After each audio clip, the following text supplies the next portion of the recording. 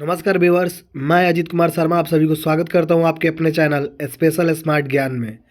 तो दोस्तों, इस वीडियो के अंतर्गत हम 25 ऐसे प्रश्न को देखेंगे जो कि एसएसजीडी के लिए काफ़ी इम्पोर्टेंट है। हालांकि ये भी बात कहा जा सकता है कि ये सारे प्रश्न ऐसे हैं जो कि किसी भी कॉम्पिटिटिव एग्ज़ाम में पूछे जा सकते हैं। तो देखते हैं वन बाय वन करके पूरे 25 प्रश्न को। और अगर आप सभी को वीडियो अच्छा लगे तो मेरे चैनल को सब्सक्राइब ज़रूर कीजिएगा और फिर एक लाइक करना ना भूलिएगा। तो देखते हैं पहला क्वेश्चन को। तो क्वेश्चन है, विश्व में कौन सा देश जूट का सबसे बड़ा उत्पादक है? तो इस प्रश्न का सही जवाब होगा ऑप्शन नंबर सी, भारत। देखते हैं फिर अगले प्रश्न को। प्रश्न है, विश्व में सबसे बड़ा नदी द्वीप कौन सा है? तो इस प्रश्न का सही जवाब होगा ऑप्शन नंबर बी, माजुली द्वीप।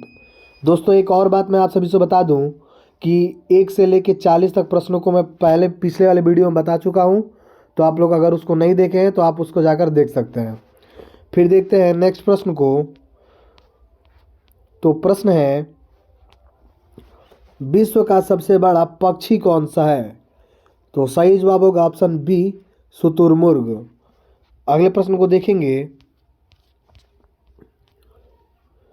तो 45 नंबर यानी कि हमारा पांचवा प्रश्न है, कौन सी नदी इंग्लैंड के लंदन शहर से होकर बहती है?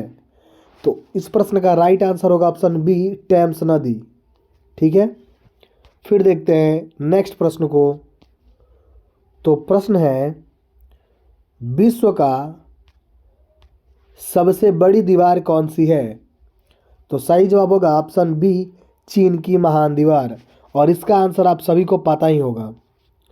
देखते हैं फिर अगले प्रश्न को। तो प्रश्न है, निम्नलिखित में से कौन सा कथन सांभर झील के बारे में सत्य है? तो इस प्रश्न का राइट आंसर होगा ऑप्शन डी, यह भारत की सबसे बड़ी अंतर्देशीय नमक झील है। फिर देखते हैं अगले प्रश्न को। तो प्रश्न है, राजस्थान के कालबेलिया लोकगीत और नृत्य को किस वर्ष में यूनेस्को की अमूर्त सांस्कृतिक विरासत की प्रतिनिधि सूची में शामिल किया गया था? तो इस प्रश्न का राइट आंसर होगा ऑप्शन सी, 2010 में। अगले सवाल को देखेंगे। तो सवाल है, नई दिल्ली के लोटस टेम्पल का डिजाइन किस देश के वास्तुकार द्वारा कमल के आकार में डिजाइन किया गया था? तो इस प्रश्न का राइट आंसर होगा ईरान के। फिर देखते हैं अगले प्रश्न को। तो प्रश्न है, निम्नलिखित में से कौन सी एशिया की दूसरी सबसे बड़ी कृत्रिम झील है? तो इस प्रश्न का सही जवाब होगा ऑप्शन डी, राजस्थान में डेबर झील। फिर देखते हैं अगले प्रश्न को।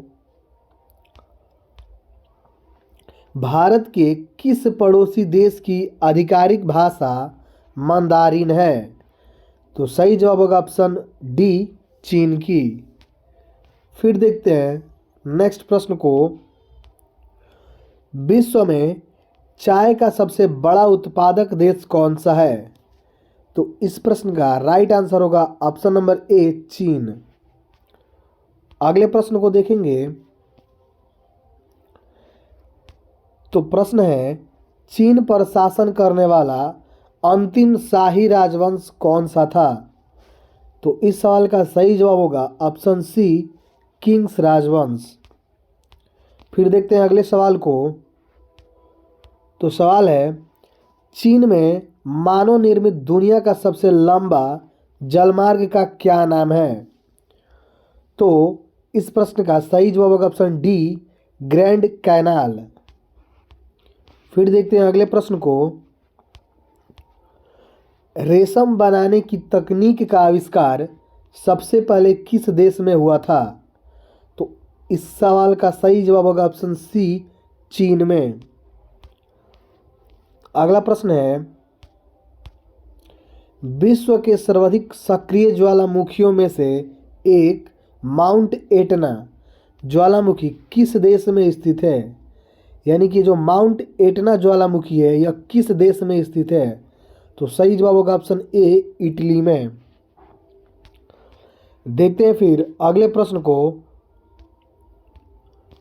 यानी कि 57 नंबर प्रश्न, एमू पक्षी किस देश में पाया जाता है?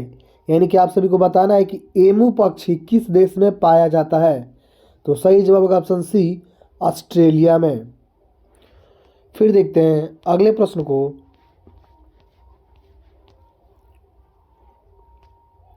तो प्रश्न है एशियाई विकास बैंक यानी एडीबी की स्थापना कब की गई थी? तो इसका सही जवाब होगा ऑप्शन नंबर सी, 19 दिसंबर 1966 को। यानी कि एडीबी की स्थापना कब की गई थी? तो 19 दिसंबर 1966 को। देखते हैं अगले प्रश्न को, तो प्रश्न है न्यू डेवलपमेंट बैंक यानी एनडीबी के कितने देश सदस्य हैं? तो नंबर डी, 5। यानी कि इसमें बताना है कि एनडीबी के कितने देश सदस्य हैं। तो सही जवाब होगा ऑप्शन डी, 5।